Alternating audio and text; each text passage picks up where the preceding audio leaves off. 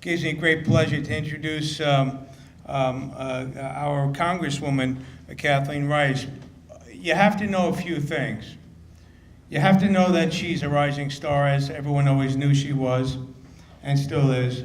She's a DA, she's a mother, she's a family person, she's a resident here on Long Island. She's protecting us in many different ways. She's working through her committee organizations. We're especially focusing on veteran affairs and homeland security. She's so focused on helping us. She's running here and there, and I understand she's the third fastest congresswoman in the country, so we'll get to that in a second. And at the end of the summer, you're going to find out that she's #1. So it gives me great pleasure to introduce Congresswoman Kathleen Rice. Thank you, Kathleen. Bob, you weren't supposed to tell everyone that I'm not focused on running, but we did have a little foot race. And by the way, I'm competitive for all of us because Long Island is full of very tough people, right? So people said, oh, you got to run in this race. I said, I haven't run. I just got back from this long Codell. I'm tired. And I had Mia Love, who came in with me from Utah. She came in second. And Kirsten Sinema from Arizona, who was like a triathlete, came in first. And by the way, 10 years younger than me. They're both 10 years younger than me. So I claim that as a slight victory. But I will tell you, one of the reasons why I wanted to do that, by the way, we put a team together and, it's like a group thing. But it's also a way for you to get together with people from the other party. I was saying to someone just this morning that, one of the things, and people always say, what was the biggest surprise when you got down to Washington? And I would say the biggest shock to me was how much truly palpable dislike there is for the president. I mean, it's palpable. And I haven't been there long enough to figure out what the basis of it is, but it's palpable. And the other thing is that, Kirsten Gillibrand and Chuck Schumer, literally I could throw a stone from my office building to theirs. I might crack a couple of windows in the Capitol, right? Because their buildings are on one side their offices are on one side of the Capitol, ours are on the other. But I never see them. And this is one of the issues, I think, one of the things that's wrong with Washington, because the Senate operates really kind of on their own, and the House does their own thing. And occasionally you try to I actually just got a bill that we passed in the House unanimously that I partnered with a Republican congressperson from Tennessee. And I just got someone to sponsor it in the Senate, but it's like a big deal. You got something passed in the House. It still you have to get a companion bill in the Senate, and then you've got to put them together, and then you've got to get it and then you've got to get everyone to vote on it, and then it gets to the president's desk. So the process, I wish I had memorized that kid's song, how a bill becomes a law, because it really is, it's quite a feat. We can sing it later. Yeah. I don't remember it. Someone here probably does. Anyway, thank you, Eric. Thank you, Bob. I just said to Bob, when was the last time I was here? It seems like just yesterday, but it was about a year ago, I think. Right? Was it when I was running? I guess it was. So, yeah, it was. No, it was right after I was elected. You just got elected. Yeah, that's we were right. over to Melville Marriott. That's right. Yeah. That's right. A little bigger crowd. That's right, yeah. But look, at that time, I talked about my commitment to be a constructive advocate for Long Island. We need people, and I was just talking to Peter King's lovely daughter here. He's such a great guy. I have to tell you, he is, if we had more people like him, more Republicans like him, we'd get a lot more done. Because there is a growing group of Freedom Caucus members in the House that have made Paul Ryan's job very difficult. And it was my hope that the Speaker was going to be able to exercise some leadership and put a gun bill, right, on the floor, but he couldn't get the support, and he refused to bring a bill to the floor that was not going to pass, because that was going to make him look bad. And I like Paul Ryan very, very much. He has a very difficult job, but that's just an example of how difficult it is to get things done. Before he became the Speaker, he was this close to working out an agreement with the president, right? because he was the head of Ways and Means at that point, which is probably one of the most powerful positions you can have in Washington. And they were trying to figure out how they could get a perpetual flow of money into the highway trust fund, the bill, right, the highway fund. And they were almost there. They were going to figure out a way to repatriate all of the money that's sitting, the corporate profits that are sitting abroad because of our, way too high corporate tax rate. But at the end of the day, and the only thing that they had left to figure out was exactly what they were going to bring the rate down to, right? I mean, it wasn't an agreement that they weren't going to do it. They agreed to do it, but they couldn't agree on the rate. They would have. And then I think what happened was the Republican leadership at that time, because Paul was not the speaker, decided that we're not going to let you do tax reform piecemeal, right? Because ultimately we want to do domestic tax reform. And the way we're going to pay for that, which includes big tax cuts for the wealthy, is by reforming the international tax code. So that's why that whole deal fell apart. And I just tell you that because that's an example of how frustrating it is. It's just really frustrating. That's probably why I run so much, because I just find it's less painful than banging my head against the wall. So look, we have issues here on Long Island that are really not unique just to Long Island, to New York. How to fund infrastructure needs, which are, did you see what just happened today at the Tappan Zee Bridge with the crane falling down? That's not an infrastructure issue, right? We're trying to build a better bridge, but we need to invest money in our infrastructure so that when the next Superstorm Sandy comes, forget about, that's one aspect of it, right? But it's the whole aspect of economic development, which is what all you people care about, right? How do we make Long Island a place where people can actually be attracted to come here and open up a business, start a business, have employees who can actually afford to live here and drive around? These are issues that, again, are not unique to Long Island or New York. But what Congress had been doing over and over again was passing short-term fixes instead of working to find compromise and pass a real, fully funded long-term transportation bill. So what they did at the end of last year was look at me, I'm like, what they did, dysfunctional they. I was part of this.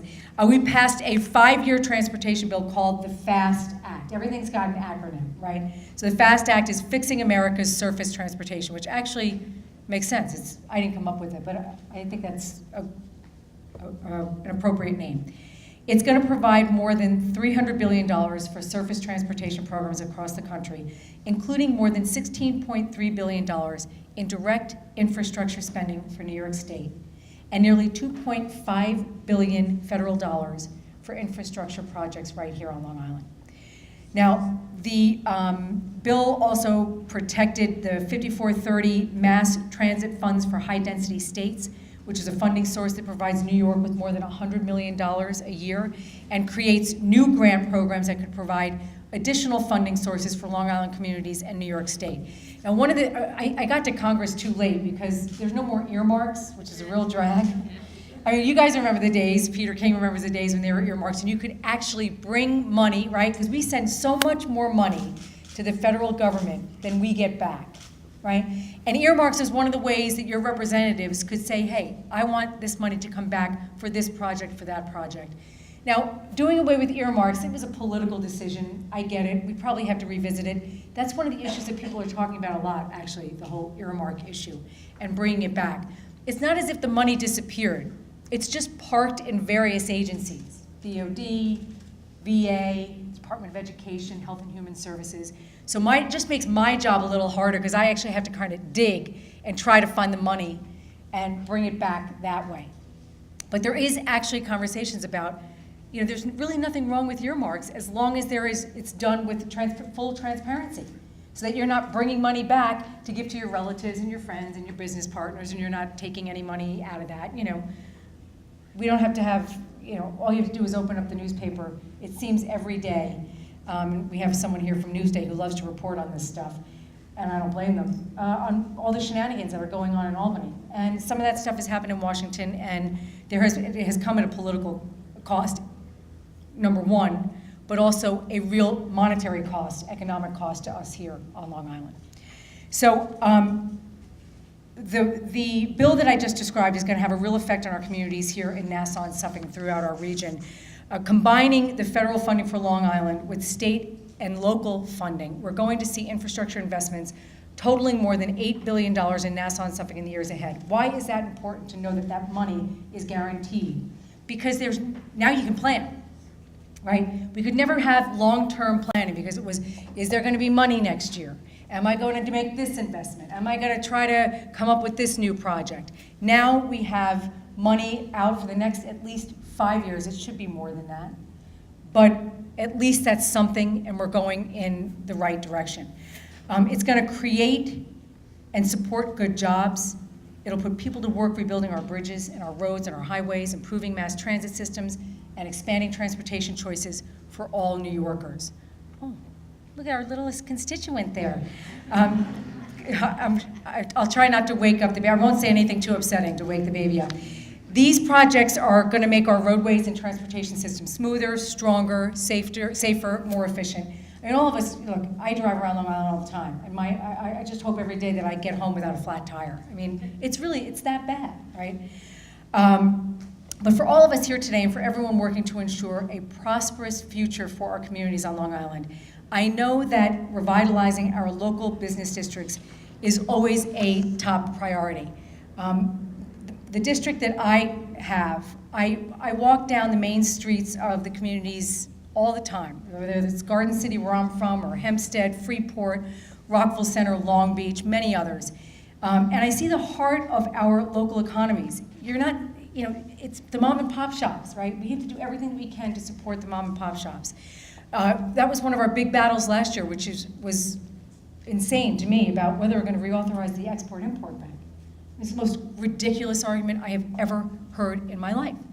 It supports big corporations, but the majority of the support goes to little mom and pop shops that are actually able to now expand their business, hire more people, because they're reaching out they're able to work engage in the more increasingly globalized economy.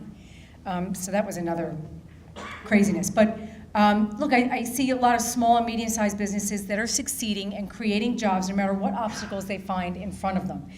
And there's also so much potential, so many opportunities to continue growing and diversifying our local economies, to attract talented, ambitious young people from our excellent colleges and universities right here on Long Island from all over the world, and to help them not only achieve their dreams, but to spur innovation, right? To have them tap into that entrepreneurial spirit that has made this country so great. And instead what we're doing, which is another issue we're trying to figure out in Washington, is we're burdening kids. We're telling them you gotta go to college if you wanna make anything of yourself, right? That's the hook, you gotta go to college. And then when you get out, you're gonna be crushed with student loans. And we're not gonna let you refinance them.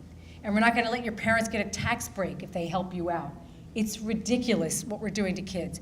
And we have to seriously look at putting more of an investment into job training, right?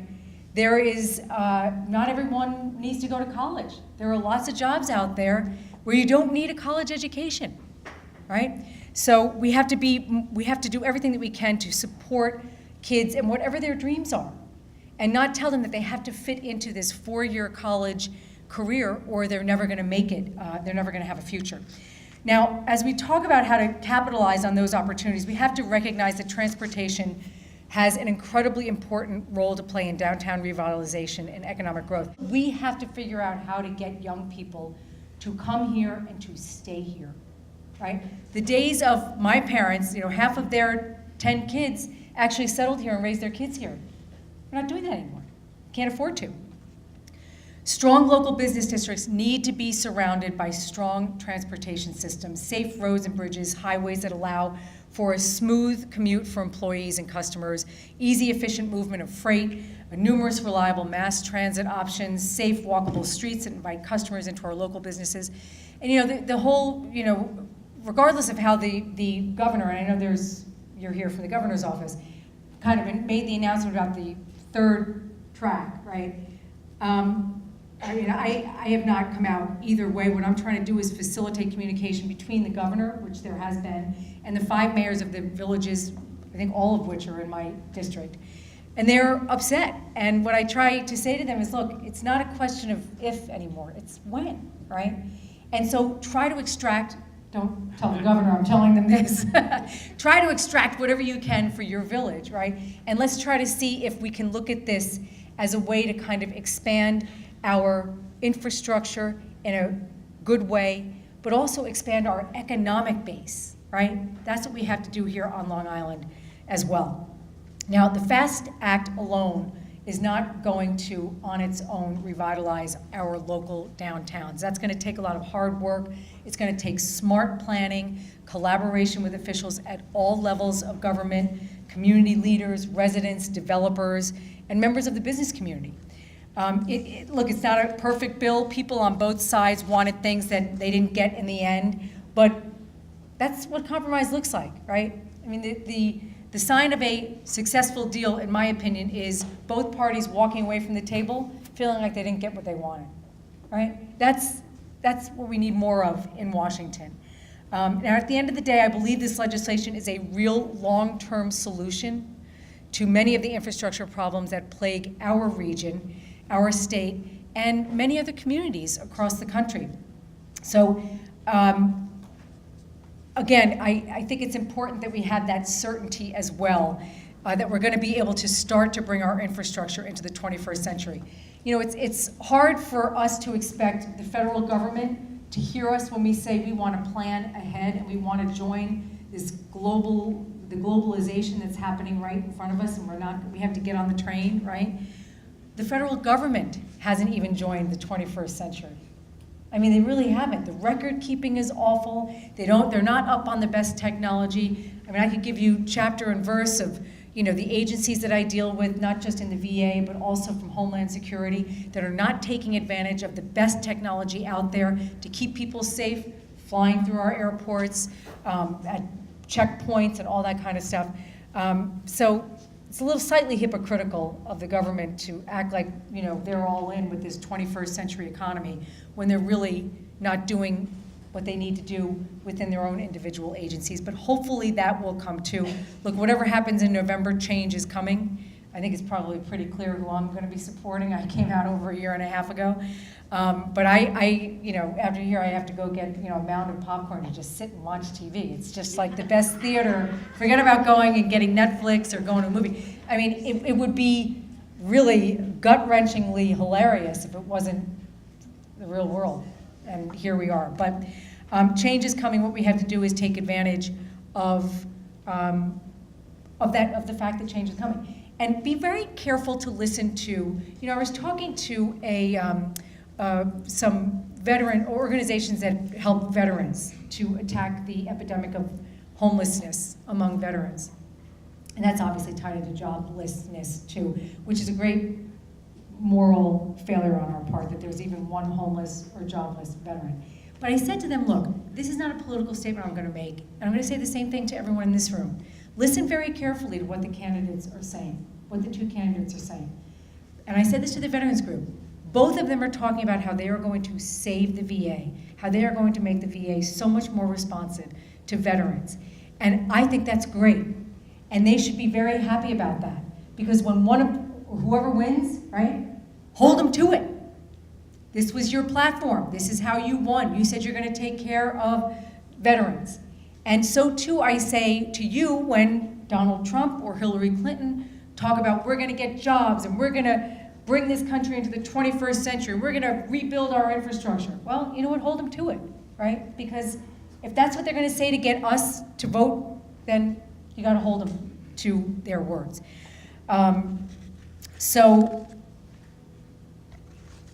I wish I had better news coming from Washington. I will say this, that one of the things that we have to seriously think about in this state, and I think across the country, is we have to, if you ask me what the biggest problem is, not just in our local government, although gerrymandering doesn't really deal with that, but within our federal government and the representation, it's gerrymandering, right?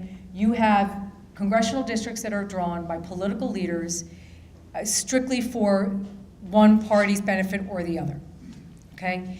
And what has happened as a result of the ridiculous gerrymandering that goes on all across this country is one group has been completely disenfranchised. You know who they are?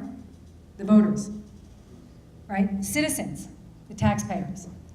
And that's why when was it? June, what are we in, July? June, right? We've got 4 election days this year, which is just insane. People can't even remember to go once. We had 4, right? April for the presidential, June for the congressional, September for the state primaries, and then ultimately, election day in November. I think there was a 9 or 10% voter turnout in the primaries in June, the congressional primaries in June. I mean, there were so few people who voted. They had to count absentee ballots in Suffolk County. Now, so ask yourself why it is that no one comes out and votes. Because they don't think their vote's gonna matter, right? Because once people like me get elected, we go to Albany or we go to Washington, and we yuck it up with all the lobbyists and the people, the powerful people in our party, and we get their support, and then we come back and, it's just this, it is inherently a self-corrupting system, because it's a system that supports super incumbency. Now, this is coming from someone who voluntarily left a job that, and I say this without ego, right? I probably could have been the DA for the rest of my life if I wanted to be. I mean, probably, Yeah. right? I mean, maybe someday someone would have come along and beaten me, but I probably could have done that job for the rest of my life if I wanted to. But I don't think that's good.